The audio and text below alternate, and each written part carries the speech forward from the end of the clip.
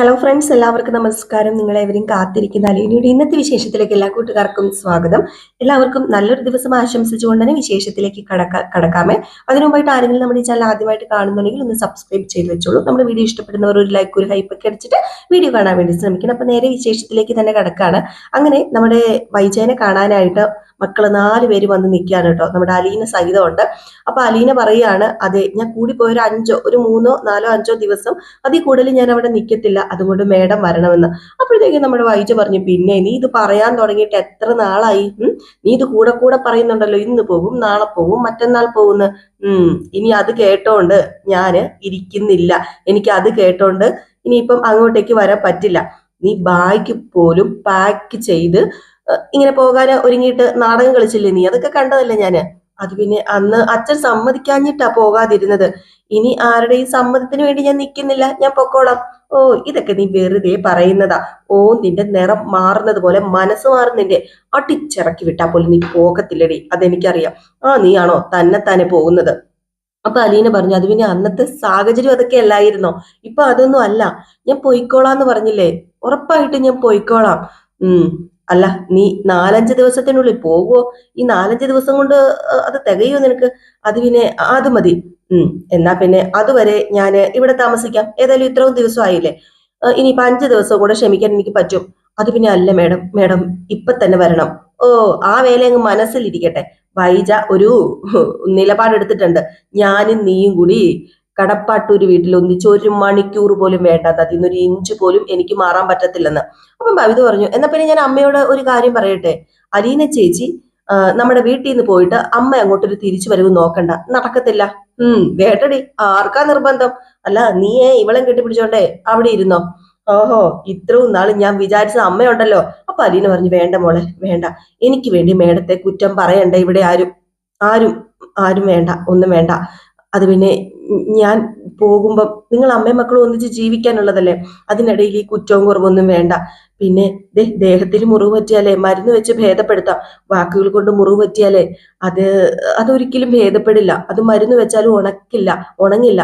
അതേ വ്രണപ്പെട്ട് കിടക്കും. അതാ പറഞ്ഞത്. അത് പിന്നെ വാ, നമുക്ക് പോകാം. അത് പിന്നെ അലീന ചേച്ചി വരാനല്ലേ പറഞ്ഞത്, ഇങ്ങ് വന്നേ എന്നും പറഞ്ഞ് നമ്മുടെ ബബിതേനെ കൂട്ടിക്കോട്ട് പോവാണ് കേട്ടോ. അപ്പോഴത്തേക്കും കൃഷ്ണമോൾ അവിടെ നിപ്പുണ്ടായിരുന്നു. അപ്പൊ കൃഷ്ണമോൾ പറഞ്ഞു, വലിയ കഷ്ടാണ് കേട്ടോ. അവരുടെ കാര്യം ഓർത്തിട്ടല്ലേ നിങ്ങൾക്ക് കഷ്ടം തോന്നും. അമ്മ അഭയാർത്ഥിയായിട്ട് എവിടെയെങ്കിലും പോയി കിടന്നോട്ടെ, ഒരു കഷ്ടവും ഇല്ല. അപ്പോഴത്തേക്കും നമ്മുടെ രോഹിത് പറഞ്ഞു, ചങ്കര പിന്നെ തെങ്ങെ തന്നെ എന്ന് പറയുന്നത് പോലെയാ. ഒരു കാര്യം ഓർത്തു നോക്കിക്കേ, ഇവിടെ അമ്മ അഭയാർത്ഥി തന്നെയാണ്, പിന്നെ ഈ വീട്ടിലെ അവകാശിയും അമ്മ തന്നെയാണ്. അമ്മ ഭയങ്കര കഷ്ടത്തിലല്ലേ ഇവിടെ ജീവിക്കുന്നത്. അമ്മ ഉദ്യോഗസ്ഥയാണ്, ആരെയും വകവെക്കാത്തവളാണ്. അമ്മയ്ക്ക് ആരുമില്ല, അമ്മയ്ക്ക് ആർക്കും വേണ്ട, അമ്മ ആർക്കും വേണ്ട. പക്ഷെ അതേസമയം തിരിച്ചും അമ്മയ്ക്ക് ആരെയും വേണ്ട, അമ്മയ്ക്ക് ആർക്കും ഇല്ല, അമ്മ ആർക്കും ഒന്നും കൊടുക്കില്ല. ഇതൊക്കെയാണല്ലോ. എന്തു അമ്മ ഇത്? നീ പറയുന്നത് എനിക്ക് മനസ്സിലായി. ജീവിച്ചു പോട്ടെ, ശല്യപ്പെടുത്തരുത് എന്നൊക്കെയല്ലേ നീ പറയുന്നത്. നിങ്ങളുടെ മുമ്പിൽ കൈനീട്ട് വന്നില്ലല്ലോ. ചത്താലും ഈ വൈജ നിങ്ങളുടെ മുമ്പിൽ കൈനീട്ട് വരത്തില്ല മോനെ എന്ന് പറഞ്ഞു. നമ്മുടെ രോഹിത് ഇറങ്ങി പോയിട്ടോ. പറഞ്ഞിട്ട് കാര്യമില്ലെന്ന് മനസ്സിലായി. ഈ സമയത്ത് കൃഷ്ണമോൾ അവിടെ നിന്നപ്പോഴത്തേക്ക് വൈജ പറഞ്ഞു, നീ മാത്രം എന്തിനാണ് ഇവിടെ നിൽക്കുന്നത്, നീ ഇറങ്ങി പോന്ന് പറഞ്ഞു. കൃഷ്ണമോളും അങ്ങ് പോയി കേട്ടോ. എന്ത് ചെയ്യാനാണ്, മക്കൾക്ക് വെളിവുണ്ട്, അമ്മയ്ക്ക് വെളിവില്ല. ഇതുപോലെ ഉണ്ടോ തള്ളമാര്? ഇങ്ങനെ വല്ല തള്ളമാരും ഉണ്ടായി കഴിഞ്ഞിട്ടുണ്ടെ പിന്നെ തീർന്നെന്ന് കൂട്ടിക്കണ്ടാ മതി മക്കളുടെ ജീവിതവും, കൂടെ ജീവിക്കുന്ന ഭർത്താവിന്റെ ജീവിതവും. ഏതായാലും ഇത് കഴിഞ്ഞ് പിന്നെ നമ്മുടെ ബബിതേനെയും അലീനയൊക്കെ കാണിക്കുകയാണ്. എല്ലാരും മാറിയും തിരിഞ്ഞും ഒക്കെ ഇരുന്ന് ഇങ്ങനെ ആലോചിക്കുകയാണ് കേട്ടോ. എന്ത് ചെയ്യണമെന്ന് അറിയില്ലല്ലോ. കൂട്ടിക്കൊണ്ട് പോകാൻ വന്നതാ, ഇപ്പം കൂട്ടിക്കൊണ്ട് പോകാനും പറ്റത്തില്ലാത്തൊരവസ്ഥ. അങ്ങനെ മനു ഇവരുടെ അടുത്തേക്ക് വന്നു, 4 പേരുടെ അടുത്തേക്കും. എന്നിട്ട് നമ്മുടെ മനു വെച്ച് 4 പേരും കൂടെ കുറെ നേരം ആയില്ല തുടങ്ങിയിട്ട് കൂടിയാലോചന. എന്താ പറ്റിയത്? അത് പിന്നെ മേഡം ഒരു രക്ഷയില്ല മനുവേട്ട, ഒരു മില്ലിമീറ്റർ പോലും വിട്ടുകൊടുക്കത്തില്ലെന്ന് വെച്ച് കഴിഞ്ഞിട്ടുണ്ടെങ്കിൽ എന്താ ചെയ്യാ? അച്ഛനോ വല്യച്ഛനോ ആന്റിയുടെ കാര്യത്തിന് ഒരു കർശന നിലപാടും എടുക്കാൻ പറ്റത്തില്ല. ഞാൻ ഈ വീട്ടിൽ നിന്ന് പോകാൻ ഉദ്ദേശിക്കുന്നില്ല എന്ന് ആന്റി തീർത്തു പറഞ്ഞാൽ ഇറക്കി വിടാൻ പറ്റുമോ അലീനെ? ഒരിക്കലും പറ്റത്തില്ലല്ലോ. ഇത് ആന്റിന്റെയും കൂടെ വീടല്ലേ. ആ ദേ, ഭാഗം വെപ്പ് നടക്കാതെ ഇരുന്നതായ ഏറ്റവും വലിയ തെറ്റ്. ഇനിയിപ്പോ ആന്റിക്ക് ധൈര്യമായിട്ട് പറയാം, ഇത് ആന്റിയുടെയും കൂടെ വീടാണ്, ആന്റി ഇവിടെ താമസിക്കുന്നത്. അത് പിന്നെ മനുവേട്ട, മേഡം ഇവിടെ താമസിക്കുന്ന അല്ലല്ലോ പ്രശ്നം, ഇവിടുന്ന് പോകുന്നതാ പ്രശ്നം. മേഡം ഇവിടുന്ന് പോകും, അത് ഉറപ്പാ. വല്ല വാടക വീട്ടിലേക്ക് മാറും. ഇവിടെ താമസിക്കുന്നത് ഒരു വാണിംഗ് ടൈം മാത്രമല്ല മനുവേട്ടാ, ഈ ഡെഡ് ലൈൻ എന്നൊക്കെ പറയാറില്ലേ, ഇവിടുന്ന് പോയാല് വാടക വീട്, കുടുംബ കോടതി. അതുപോലെയാ ഇപ്പം. ഉം അല്ല, നിങ്ങളുടെ തീരുമാനം എന്താ ഇപ്പം? എന്ത് തീരുമാനം എടുത്തു? അത് പിന്നെ ഞങ്ങള് ഇവിടുന്ന് തിരിച്ചു പോകുന്ന കാര്യം ആലോചിച്ചുകൊണ്ടിരിക്കുക. നടപടി ഇല്ലാത്ത കാര്യത്തിൽ എന്തിനാ മനുവേട്ട ഇവിടെ നിൽക്കുന്നതെന്ന് രോഹിത് പറയുകയാണ് കേട്ടോ. എന്നിട്ട് രോഹിത് പറഞ്ഞു, നിങ്ങൾ എല്ലാവരെയും മുഷിപ്പിക്കുക എന്നുള്ളതല്ലാതെ വേറൊന്നും നടക്കാൻ പോകുന്നില്ല. അപ്പൊ കൃഷ്ണമോള് പറഞ്ഞു, അത് മാത്രമല്ല, ഞങ്ങൾക്ക് ആനുവൽ എക്സാം നടക്കാൻ പോകില്ല, ഇപ്പൊ സ്റ്റഡി ലീവാ, ഇവിടെ നിന്നാലേ എല്ലാം കുഴപ്പത്തിലാവും. അപ്പോഴത്തേക്കും ബബിതയും പറഞ്ഞു, അത് ശരിയാണ്, ഇനിയിപ്പം ഇവിടെ നിന്ന് കഴിഞ്ഞിട്ടുണ്ടെങ്കിൽ ശരിയാവത്തില്ല. രോഹിത് പറഞ്ഞു, ഞാന് സസ്പെൻഷൻ ആയതുകൊണ്ട് എനിക്ക് ആ കുഴപ്പമൊന്നുമില്ല, പക്ഷെ ഇവരുടെ കാര്യം നോക്കണമല്ലോ. അല്ല, അങ്കിൾ എന്താ പറഞ്ഞു, ചോദിച്ചോ വല്ല അഭിപ്രായോ? ഓ, അച്ഛൻ ഇതിൽ ഒരു താല്പര്യമില്ല, അമ്മ വന്നാലും വീട്ടിലെ പോയാലും വേണ്ടില്ല. അച്ഛൻ മനസ്സുകൊണ്ട് അമ്മയെ കൈവിട്ട് കളഞ്ഞു എന്നാ തോന്നുന്നത്. ഉം അല്ല, ഇനിയിപ്പൊ ഇതിനിടയിൽ ഞാൻ എന്ത് പറയാനാ? അങ്കിളിന് പറയാൻ ന്യായമായ കാര്യങ്ങളുണ്ടല്ലോ. എന്നാ ന്യായമാ? അതാ എനിക്ക് മനസ്സിലാകാത്തത്. അച്ഛന്റെ ഭാഗത്തല്ലേ തെറ്റ്? അപ്പൊ അലീന പറഞ്ഞു, ബബിതയാട്ടോ ഇത് പറഞ്ഞപ്പോ അലീന പറഞ്ഞു, അല്ല, അച്ഛന്റെ ഭാഗത്തല്ല തെറ്റ്, അച്ഛന്റെ ഭാഗത്ത് ഒരു തെറ്റുമില്ല മോളെ. ഓ, വെറുതെ അല്ലെന്ന് പറഞ്ഞാ മതിയോ? എങ്ങനെയാ അതുണ്ടായത്? അത് പറ. അച്ഛന്റെ ഭാഗത്ത് തെറ്റില്ല, അതെങ്ങനെ ഉണ്ടായി? പറ, അതും കൂടി ഒന്ന് പറ. അപ്പൊ നമ്മുടെ അലീനയ്ക്ക് പറയാൻ വാക്കുകളൊന്നുമില്ല. അലീനയുടെ നാക്ക് സത്യം പറഞ്ഞിട്ടുണ്ടെങ്കിൽ ഇറങ്ങിപ്പോയി കേട്ടോ. അവിടെ എന്താണ് പറയേണ്ടത്? നമ്മുടെ വൈജ തെറ്റുകാരിയാകാൻ കാരണം ഇതാണ്, തന്റെ അമ്മയാണ് വൈജ എന്നൊക്കെ പറയാൻ പറ്റുമോ? ഒന്നും മിണ്ടാതിരിക്കുക. ഈ സമയത്ത് നമ്മുടെ മനു പറഞ്ഞു, അത് പിന്നെ അങ്കിളിന്റെ മകളാണ് അലീന എന്ന് അങ്കിള് പറയുന്നതിന് എത്രയോ മുമ്പ് തന്നെ ഈ പറയുന്ന അങ്കിളും ആന്റിയും കൂടെ തമ്മിൽ വഴക്കിട്ട് പിരിഞ്ഞു. അങ്കിളിന് ഹാർട്ട് അറ്റാക്ക് വന്ന ദിവസം ഉണ്ടല്ലോ, ആ ദിവസം മുതൽ ബെഡ്റൂം മുതല് വേറെയല്ലേ. അതിന്ന് മനസ്സിലായില്ലേ, അലീന അങ്കിളിന്റെ മകളാണ് എന്ന് ആന്റി അറിഞ്ഞതല്ല പ്രശ്നം. അതിനും വളരെ മുമ്പേ കുഴപ്പങ്ങള് അവിടെ ആരംഭിച്ചു കഴിഞ്ഞിരുന്നു. എന്തിന്? നിങ്ങൾ രണ്ടുപേരും, രോഹിയും ബബിതയും അലീനയുടെ പക്ഷം അല്ല ആന്റിയുടെ പക്ഷം ചേർന്ന് അലീനയോട് ശത്രുത കാണിച്ചു, ഒരു കാര്യവും ഇല്ല. ഇപ്പൊ നിങ്ങൾക്ക് മനസ്സിലായില്ലേ, എല്ലാം വെറുതെ ആയിരുന്നു എന്ന്. ഇത് തന്നെ സംഭവിക്കുന്നത്. അപ്പോഴത്തേക്ക് നമ്മുടെ ശിവശങ്കരമേനോൻ വന്നപ്പോ എല്ലാവരും ഇങ്ങനെ പെട്ടെന്ന് എണീറ്റു കേട്ടോ. ആ ഒരു ബഹുമാനം കൊടുക്കുന്നുണ്ട്. അപ്പൊ ശിവശങ്കരമേനോൻ ചോദിച്ചു, എല്ലാവരും ടെൻഷനാണല്ലേ? വൈജ അമ്പിനും വില്ലിനും അട്ടക്കുന്നില്ലല്ലേ? അത് പിന്നെ ഒരു രക്ഷയില്ലെങ്കിലേ, ഞങ്ങൾ തോറ്റു എന്ന് ബബിത. അപ്പോഴത്തേക്കും ശിവശങ്കരമേനോൻ ചോദിച്ചു, ഇനി എന്നാ ചെയ്യും? അത് പിന്നെ ഞങ്ങൾ തിരിച്ചു പോവുക, ഇനി അമ്മയുടെ അടുത്ത് സമരം നടത്തിയിട്ട് ഒരു കാര്യമില്ലെന്ന് മനസ്സിലായി. അല്ല, ബാലചന്ദ്രൻ നേരിട്ട് വന്ന് വിളിച്ചാലും അവള് വരത്തില്ല. അല്ല, ഇനിയിപ്പം ഒരു കാര്യം നോക്ക്, വെറുതെ ബാലചന്ദ്രനെ കൊണ്ടൊന്ന് വിളിപ്പിച്ചു നോക്കിയേ, ചിലപ്പം വന്നാലോ. ചിലപ്പം വന്നിട്ട് വിളിക്കുമ്പം നമ്മുടെ ബബിതയല്ല വൈജ ഇറങ്ങിയാലോ. അപ്പോഴത്തേക്ക് നമ്മുടെ അലീന പറഞ്ഞു, ഹേയ്, ഒരിക്കലും അത് നടക്കാൻ പോകുന്നില്ല. ഇനിയിപ്പം അച്ഛൻ വന്ന് വിളിച്ചു എന്നിരിക്കട്ടെ, അതായിരിക്കും അച്ഛനും മേഡവും തമ്മിലുള്ള അവസാന കൂടിക്കാഴ്ച എന്ന് പറയുന്നത്. അതെനിക്ക് ഉറപ്പാ. അല്ലെങ്കിൽ അങ്കിൾ തന്നെ പറ, അങ്കിളിന് തോന്നുന്നുണ്ടോ മേഡം സറണ്ടർ ആവാതെ അച്ഛൻ എന്തെങ്കിലും മാറ്റം ഉണ്ടാവുന്നു? നീ പറഞ്ഞത് ശരിയാ ലീന, എല്ലാ കാര്യങ്ങളും ശരിയാ. ഇതിന് എന്നതാ ഒരു പരിഹാരം? അത് മാത്രം ഇനി പറഞ്ഞാൽ മതി. അത് പിന്നെ ഞങ്ങള് തിരിച്ചു പൊക്കോളാം. നീ ഇവരോടൊപ്പം വന്നത് തന്നെ അവർക്ക് ഇഷ്ടപ്പെട്ടിട്ടില്ല, വരാതെ ഇരിക്കുന്നതായിരുന്നു നല്ലത്. അല്ല, ഞാൻ വന്നില്ലായിരുന്നെങ്കിൽ മേഡം തിരിച്ചു വരുമായിരുന്നോ? ഇല്ലില്ല, ആന പിടിച്ചാലും ശരി ആന തിരിച്ചു പോകത്തില്ല എന്ന് മനു പറഞ്ഞു. അപ്പൊ അലീന പറഞ്ഞു, ഞാൻ എന്റെ കൂടപ്പിറപ്പുകളോടൊപ്പം ആവുന്നത് അതെന്റെ ആഗ്രഹമായിരുന്നു. അവരിൽ ഒരാളായിട്ട് ഈ വീട്ടിൽ വന്ന് ഒരു ദിവസമെങ്കിലും താമസിക്കണമെന്ന്. അത് അത് നടന്നു. ഞാന് ഇവിടെ വേലക്കാരിയായിട്ട് നിന്ന വീടല്ലേ. അങ്കിളിന് കാര്യങ്ങളൊക്കെ മനസ്സിലാകുമെന്ന് വിശ്വസിക്കുന്നു. പിന്നെ ഞാനിവിടെ ഒരു വേലക്കാരിയായിട്ട് നിൽക്കേണ്ടവളായിരുന്നോ? അതും അങ്കിൾ ഒന്ന് ചിന്തിച്ച് നോക്ക് എന്ന്. അപ്പൊ നമ്മുടെ ശിവശങ്കരമേനോന് ഒന്നും പറയാനില്ല കേട്ടോ. ശിവശങ്കരമേനോന്റെ നാവ് ഇറങ്ങി നിൽക്കുക. ഭവതിക്ക് രോഹിത്തിനൊന്നും പിടികിട്ടുന്നില്ല, അലീന ഇതെന്താ പറയുന്നതെന്ന് മനസ്സിലാവുന്നില്ല. പക്ഷെ കൃഷ്ണമോൾക്കും നമ്മുടെ മനുവിനും അറിയാം. അങ്ങനെ അലീന പറഞ്ഞു, ഞാനൊന്നും അവകാശപ്പെട്ടതല്ല കേട്ടോ, എന്റെ മനസ്സിൽ കിടന്ന ആഗ്രഹം പറഞ്ഞതേ ഉള്ളൂ. ഞങ്ങള് ഇന്ന് തന്നെ തിരിച്ചു പോകും അങ്കിളെ, ഇനിയിപ്പം ഇവിടെ നിൽക്കുന്നില്ല. എന്നാ പിന്നെ ആയിക്കോട്ടെ. അല്ലെങ്കിൽ ഒരു കാര്യം കൂടെ അങ്കിളിനോട് പറയാനുണ്ട്. എന്താ പറയാനുള്ളത്? അത് പിന്നെ ഞാൻ കടപ്പാട്ടൂരിൽ നിന്ന് ഉടനെ പോകും. മനസ്സുണ്ടായിട്ടല്ല കേട്ടോ, മേഡത്തിന് തിരിച്ചു വരാൻ വേണ്ടി മാത്രം. ഞാൻ കാരണം ഒരിക്കലും മേഡവും അതുപോലെ മേഡത്തിന്റെ മക്കളും പിരിഞ്ഞിരിക്കാൻ പാടില്ല. അതുകൊണ്ട് ഞാനാണല്ലോ ഒരേ ഒരു തടസ്സം. ഞാൻ പോയി കഴിഞ്ഞാലേ മേഡത്തെ കടപ്പാട്ടൂർ എത്തിക്കേണ്ടത് നിങ്ങളുടെ എല്ലാവരുടെയും ബാധ്യത തന്നെയാ. നിങ്ങൾ എങ്ങനെയെങ്കിലും മേഡത്തിനെ കടപ്പാട്ടൂർ എത്തിച്ച് മക്കളുമായിട്ട് അവർ ഒരുമിച്ച് ജീവിക്കുന്നത് ഞാൻ അറിയണം. പിന്നെ അച്ഛന്റെ കാര്യമല്ലേ, അത് അതിപ്പോ നിങ്ങൾ നോക്കണ്ട. ഏ, അമ്മയും മക്കളും ഒന്നിക്കട്ടെ, അതാ വേണ്ടത്. അപ്പോഴത്തേക്ക് നമ്മുടെ ശിവശങ്കർ മേനോൻ കേട്ടിട്ട് അങ്ങ് പോയി കേട്ടോ. അപ്പൊ നമ്മുടെ അലീന് പറഞ്ഞു, എന്നാ പിന്നെ നമ്മൾ ഇനി എന്തിനാ നിൽക്കുന്നത്, ബാ മക്കളെ നമുക്ക് പോകാന്ന് പറഞ്ഞിട്ട് ഇവര് റെഡിയാകാൻ വേണ്ടി അങ്ങോട്ട് പോവാ. മനു ആണെങ്കിൽ അവിടെ ഒറ്റയ്ക്ക് നിന്ന് എന്തൊക്കെയോ ആലോചിച്ച് കൂട്ടുന്നുണ്ട് കേട്ടോ. മനുവും നിസ്സഹായ അവസ്ഥയിലാണ്. മനുവിന് എന്തെങ്കിലും ചെയ്യാൻ പറ്റുമോ? ഒന്നും ചെയ്യാൻ പറ്റില്ലല്ലോ. ഏതായാലും ഈ സമയം സഹി കെട്ടിട്ട് നമ്മുടെ അലീനയും കൃഷ്ണമോളും ബബിതയും രോഹിത്തും കൂടെ കടപ്പാട്ടൂര് വന്ന് ഇങ്ങനെ നിൽക്കുക. വണ്ടിയിൽ നിന്ന് ആരും ഇറങ്ങുന്നില്ല. അപ്പൊ രോഹിത് ചോദിച്ചു, എന്താ ആരും ഇറങ്ങുന്നില്ലേ? ഓ, നമ്മളെവിടെ പോയതാ, എന്നാത്തിന് പോയതാ? അലീന പറഞ്ഞു, വെറുതെ പോയി, ഒരു ഗുണവും ഉണ്ടായില്ല, അത് തന്നെ. അങ്ങനെയൊന്നും വിചാരിക്കണ്ട അലീന ചേച്ചി, അന്യ വീട്ടിലൊന്നും അല്ലല്ലോ പോയത്, അമ്മയുടെ തറവാട്ടിലല്ലേ പോയത്. എല്ലാവരെയും കണ്ട് സംസാരിച്ച് തിരിച്ചു പോന്നു, ഇറങ്ങാൻ നോക്ക്. അല്ല, അത് ഗുണം ഉണ്ടായില്ല, അതുണ്ടായില്ല എന്നൊന്നും പറയല്ലേ. അല്ല മോളെ, പോയ ഉദ്ദേശം നടന്നില്ലല്ലോ, രണ്ടും കൂടി നടക്കത്തില്ല എന്ന് അമ്മ തീർത്തു പറഞ്ഞതല്ലേ. പിന്നെ എന്താ, നമ്മളെല്ലാം പ്രതീക്ഷിച്ചിട്ടാണോ അങ്ങോട്ട് പോയത്? അമ്മ ഇപ്പൊ കൂടെ വരുന്നോ? അല്ലല്ലോ.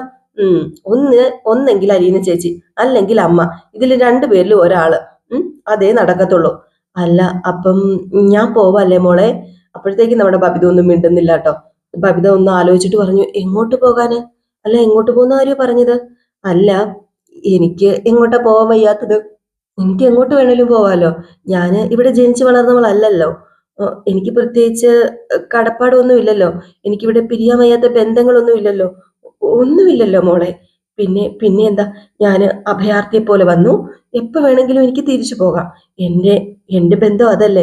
അപ്പോഴത്തേക്ക് നമ്മുടെ ബബിത പറഞ്ഞു, ദേ, എല്ലാവരും അങ്ങനെയാ, ആർക്ക് വേണമെങ്കിലും പോകാം. അമ്മയ്ക്ക് തോന്നിപ്പം ഇറങ്ങിപ്പോയത് കണ്ടില്ലേ, എനിക്കും പോകാം. ആർക്കാ പോകാൻ മേലാത്തത്? ദേ, ഇറങ്ങാൻ നോക്ക്, ചുമ്മാ വണ്ടിയിലിരുന്ന് അതും ഇതും പറഞ്ഞ് സമയം കളയാതെ എന്ന് പറഞ്ഞിട്ട് നമ്മുടെ ബബിത ഇറങ്ങി കേട്ടോ. എന്നാലും ബബിത ഇറങ്ങി പുറകെ കൃഷ്ണമോളും ഇറങ്ങി, രോഹിത്തും ഇറങ്ങി, അലീന ഇറങ്ങി. ഇവരെല്ലാവരും നേരെ വീടിനകത്തേക്ക് കയറി ചെല്ലുകയാണ്. അങ്ങനെ നമ്മുടെ ബാലചന്ദ്രൻ അവിടെ ഉണ്ടായിരുന്നു. ബാലചന്ദ്രൻ വാതിൽ തുറന്നപ്പോഴത്തേക്ക് കൃഷ്ണമോളി ചോദിച്ചു, അല്ല, അച്ഛൻ ഇവിടെ ഉണ്ടായിരുന്നോ? കാറ് കണ്ടില്ലല്ലോ. അത് പിന്നെ കാറ് ഇവിടെ ഇല്ല. അല്ല, 4 പേരും കൂടെ വീട്ടിൽ നിന്ന് പോയിട്ട് ഇപ്പം 3 പേരല്ലേ ഉള്ളൂ. രോഹിത് എവിടെ? ഓ, അച്ഛന്റെ കണ്ണു പിടിക്കുന്നില്ലേ? രോഹിത്തേട്ടൻ കാറിൽ നിന്ന് ഇറങ്ങി വരുന്നതേ ഉള്ളൂ. അതന്നെ, അവൻ നിങ്ങളുടെ കൂടെ ഇറങ്ങി വരാത്തത്. അത് പിന്നെ നാണക്കേട് കൊണ്ടായിരിക്കും. എന്നാ പറ്റി നാണക്കേട്? ഉദ്ദിഷ്ട കാര്യം നടന്നില്ലല്ലേ? എനിക്ക് മനസ്സിലായി. ആ, എന്റെ മക്കളെ, വെറും കൈയോടെയാണോ നിങ്ങൾ തിരിച്ചു വന്നിരിക്കുന്നത്? അപ്പൊ അലീന പറഞ്ഞു, അച്ഛൻ കളിയാക്കൊന്നും വേണ്ട, ഞങ്ങൾ ചെയ്യാനുള്ളതൊക്കെ ചെയ്തു. എടി മോളെ, നീ ഫോൺ വിളിച്ച് ചോദിച്ചപ്പോഴേ ഞാൻ പറഞ്ഞതല്ലേ, വെറുതെ അങ്ങോട്ട് പോവണ്ട, അവള് വരത്തില്ലാന്ന്. അപ്പൊ നീ എന്താ പറഞ്ഞത്?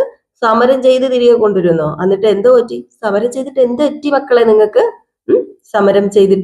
സമരം എന്താ പിൻവലിച്ച് പെട്ടെന്ന് ഇങ്ങോട്ടേക്ക് പോരാൻ കാരണം? ഇതിന്റെ ഒന്നും ഒരാവശ്യമില്ലെന്ന് ഞാൻ പറഞ്ഞതല്ലായിരുന്നോ? ഇനിയിപ്പം പറഞ്ഞിട്ട് എന്താ കാര്യം? അവക്ക് കുടുംബവും മക്കളും ഒന്നും അല്ല വലുത്, അവളാണ് അവക്ക് ഏറ്റവും വലുത്. അവള് പറയുന്ന കാര്യങ്ങളാണ് അവൾക്ക് വലുത്. നിങ്ങൾക്ക് തിരിച്ചു കൊണ്ടുവരാൻ പറ്റത്തില്ലെന്ന് എനിക്കറിയായിരുന്നു.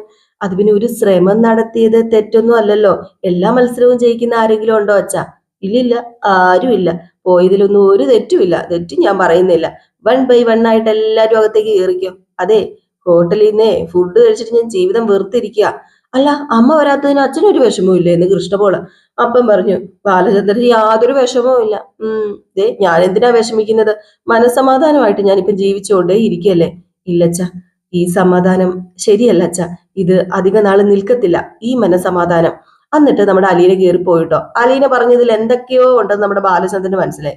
ബാലചന്ദ്രൻ കൃഷ്ണയോടും ബബിതയോടൊക്കെ ചോദിച്ചു, ഇതെന്താ അവൾ അങ്ങനെ പറഞ്ഞത്? അത് പിന്നെ ചേച്ചി ഇവിടുന്ന് പോകുന്നാ പറഞ്ഞത്. അങ്ങനെ പറഞ്ഞോ?